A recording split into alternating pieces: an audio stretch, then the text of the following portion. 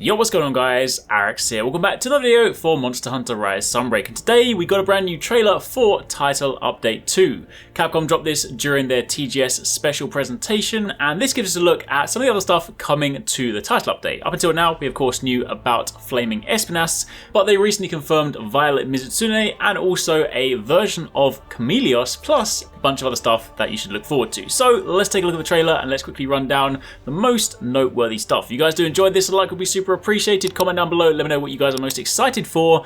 But to begin with, we of course do see Violet Mizustune going toe-to-toe or face-to-face with Tigrex, and of course this time around it is, I feel like everyone's gonna laugh at this one. Already in the last update, people were like, I don't think we need any more fire monsters. And then they go and give us a fire Mizustune, which was already previously a water monster. This is basically a Mizu that puts out gassy bubbles that blow up. But yes, this is a fire Mizustune, so the fire roster of monsters has massively increased. I guess it just means it's good to have a water weapon. Anyway, on top of that, we also of course get another look at Flaming Espinas, looking very, very cool. Also, we do get a quick snippet of the actual violet gear itself, the Mizustune gear. Of course, surprise, surprise, it has a violet or a sort of blue tint to it. However, on top of that, one of the most exciting things, I love this stuff. Of course, if you guys play Monster Hunter, fashion is the true end game. We already have layered armor, but now they're bringing back layered weapons, which is actually really cool because, of course, previously in Rise, we had layered weapons specifically on Rampage gear, and then as of Sunbreak, that thing kind of just ceased to exist. However, they're now bringing it back across the board. You can unlock layered weapons, which now means you can pick your favorite designs. And PC players, it means you don't need a mod anymore, which is kind of handy. Of course, on top of that, they also confirmed that there will be more weekly event quests coming, and this time they'll be bringing more items for you to earn, because of course some of the recent ones, sometimes they've had some cool gear, sometimes they've been titles and gestures, but we do of course see this rather awesome looking steampunk gear,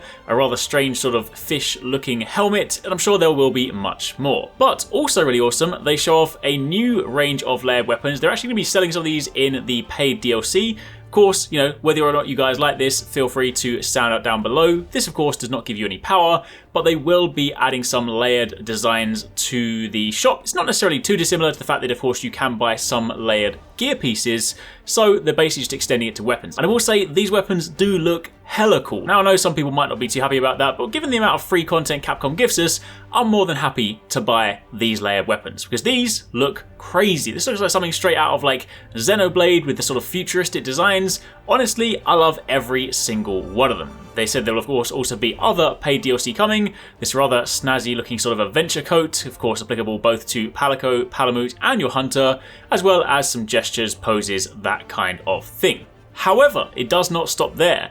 They also announced Risen Chameleos. Now, Risen monsters are basically described as monsters that have overcome the affliction, overcome the Curio, and sort of formed this symbiotic relationship with the Curio. So, you know, until we fight them, we don't necessarily know exactly whether this is sort of comparable to, say, Arch-Tempered monsters or other things like that. Not entirely sure right now, but basically it looks to be a bigger, beefier, more angry version of Chameleos. We also do get to see some Flaming Espinas gear as well, some of the hunters rocking that, looking very, very cool. And then finally, they do of course also confirm that anomaly investigations will now be going up to level 120, and there will also be more monsters added to the anomaly research quests. We see Rajang, Raknakadaki, Gormagala, so plenty more things to look forward to. That, my friends, is a quick rundown on the Title Update 2, dropping on September 29th. Oh yeah, that's the other important thing. They announced a date, September the 29th. They did of course also update the next part of the roadmap, saying the next update will be coming late November. So of course, you know, up until now they have been somewhat monthly, but it does seem that October will be taking a miss.